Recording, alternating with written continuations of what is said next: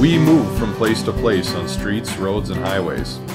Likewise, fish and aquatic life move between wetlands, streams, rivers, and lakes and back again. When the road we're on is blocked, we're inconvenienced into finding another route. But for fish, when their passage is blocked, often by the very roads we travel, it can be a matter of life or death because they can't get upstream to their spawning grounds.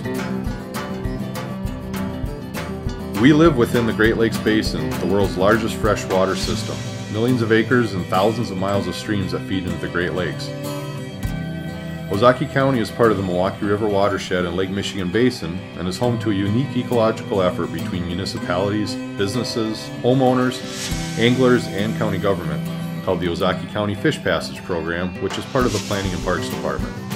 This program is successfully reconnecting waterways and restoring habitats for fish and wildlife, improving the quantity and quality of fish populations, their habitats, and our habitat too. The Fish Passage Program is a regional model that is getting everyone excited by their results.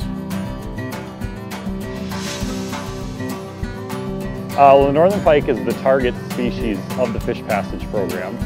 It's a native top predator species that everybody pretty much knows. You can identify. If you've ever gone fishing, you've probably run into one either by mistake or on purpose. So it's present in the Milwaukee River watershed. It's one of the many species that have sort of been knocked down over time for a variety of reasons: poor water quality, habitat fragmentation, a lot of different reasons. But also northern pike are one of the weakest swimmers, believe it or not, of our native species. I don't know if you've ever gone fishing, you might not believe that, but they've done a lot of studies on swimming performance and leaping abilities and things like that. And since the pike is one of the weakest swimmers that we try to pass, we figure if we design all of our culvert replacements and our other projects around pike, that we can get most everything else through as well. Within a watershed, all water features are connected. Small wetlands and tributary streams ultimately drain into bigger bodies of water, in our case, Lake Michigan. The Fish Passage Program undertakes many projects, but the first step is completing inventories. We locate where high-quality fish habitat exists, and then identify which habitats are ecologically isolated due to impediments. We then prioritize removal or remediation projects based on several criteria, including overall ecological benefit and project cost. An example of a removal project would be tearing down a dam on a river or stream. A remediation project, on the other hand, might simply be to modify a structure, like replacing a culvert that was too small, easily clogged with debris, or elevated from the stream bed to one that fish pass through easily. I never thought of this much as a fish passage because for years this was just an old farm road going back to the last field.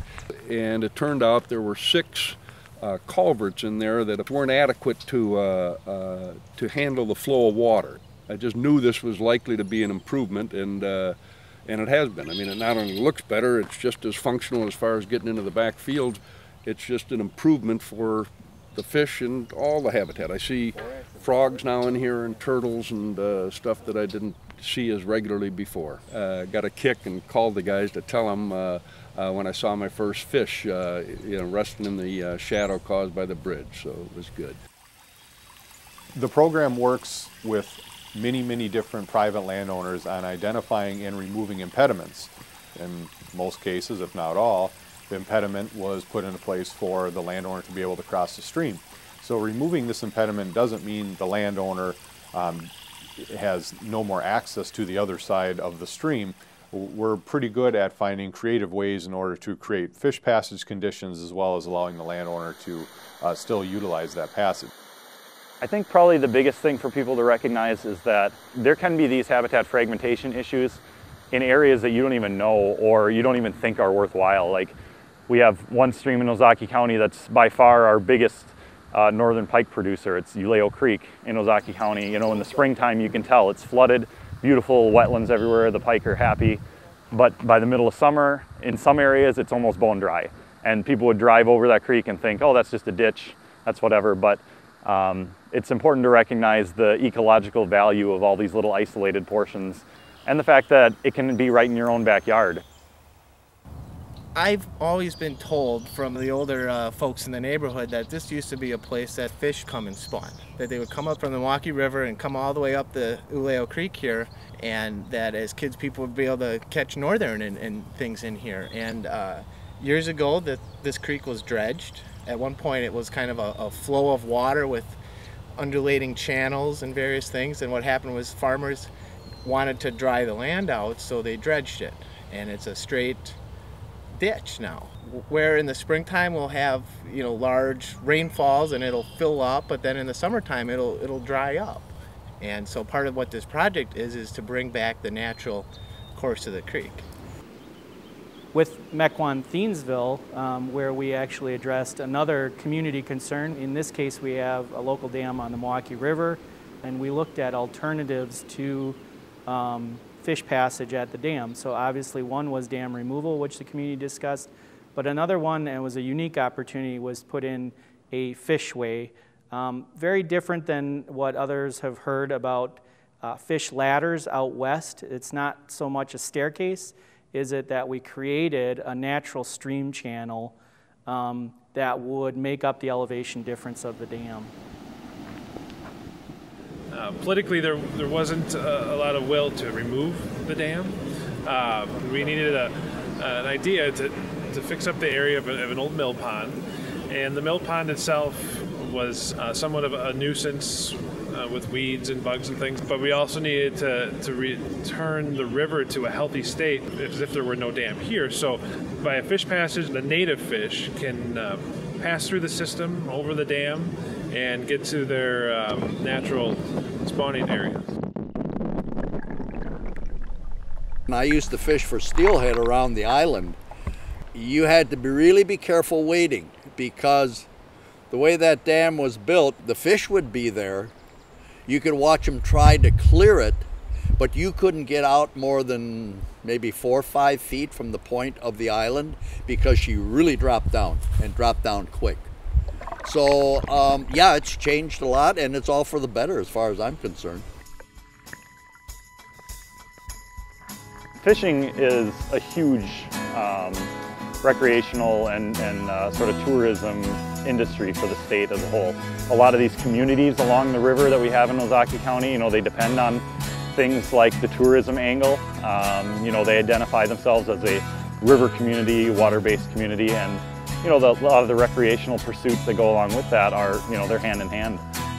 We do a lot of things where we encourage anglers to get in touch with us. We have some of our fish tags that actually are on the outside of the fish, and we encourage people to call in and tell us when they catch those fish and help us track fish movement across the watershed. One of the biggest efforts that we undertake every summer and fall is our what we call our electrofishing surveys. It's largely a volunteer effort, and then our staff is there to oversee and supervise and everything. But it's a fish monitoring approach that allows you to basically wade through the stream, collect fish in nets as you're going, use an electrical field to draw the fish towards you, and basically allows us to get a sense for what the fish community is like within a certain stretch of the river.